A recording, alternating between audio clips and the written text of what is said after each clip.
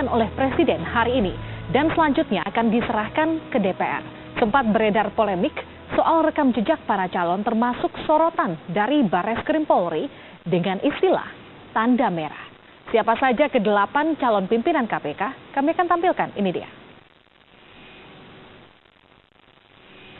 Ini dia saudara, salah satu calon pimpinan KPK, Saud Situmorang. Ini merupakan calon pimpinan KPK yang berasal dari Badan Intelijen Negara.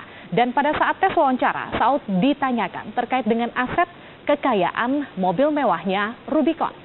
Ditanyakan juga terkait dengan dugaan tindak pidana pencucian uang PT Indonesia Cipta Investama. Saud ditempatkan pansel KPK di bidang pencegahan.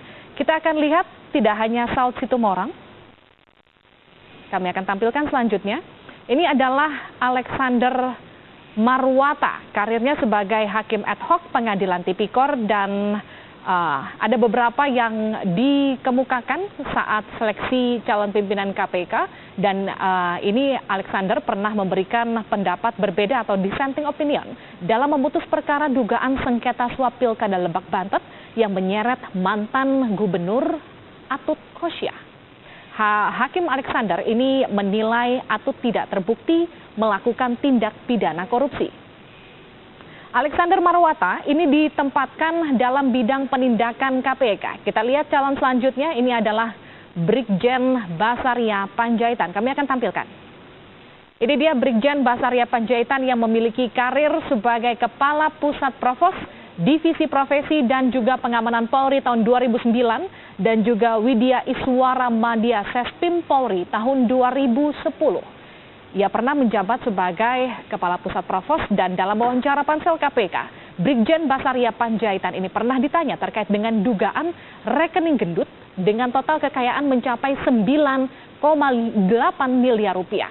Kekayaan ini diduga melebihi aset kekayaan dari Kapolri Jenderal Badrodin Haiti. Dan saat wawancara pansel KPK, Brigjen Basaria ini menekankan fungsi penindakan korupsi yang akan dilimpahkan ke kepolisian dan juga kejaksaan. Sedangkan KPK hanya akan dimaksimalkan untuk fungsi penyelidikan. Brigjen Basaria akan menempati bidang penindakan KPK. Kita lihat ada Agus Raharjo selanjutnya. Kami akan tampilkan, ini dia.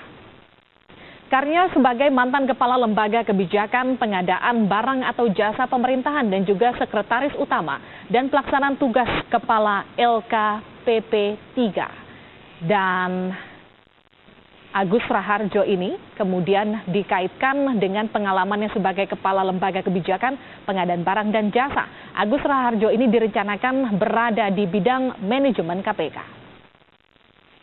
Lalu ada Sujanarko, saudara, yang saat ini menjabat sebagai Direktur Pendidikan dan Pelayanan Masyarakat KPK. Yang direncanakan ditempatkan pada bidang manajemen KPK. Selanjutnya kami akan tampilkan kepada Anda.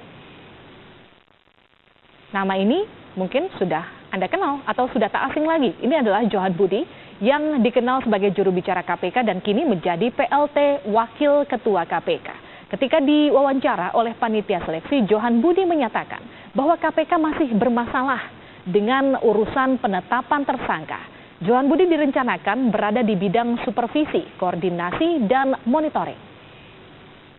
Dan yang terakhir kami akan tampilkan ini adalah Laude Muhammad Syarif. Karirnya sebagai Rektor Universitas Hasanuddin atau Unhas Makassar.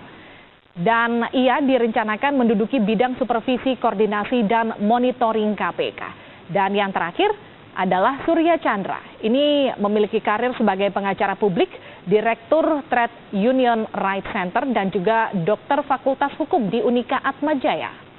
Pria berusia 44 tahun ini beraktivitas sebagai advokat dan juga dosen. Dan pada saat tes wawancara pekan lalu, Surya ingin menerapkan agar pimpinan KPK tidak perlu memberikan keterangan kepada media massa.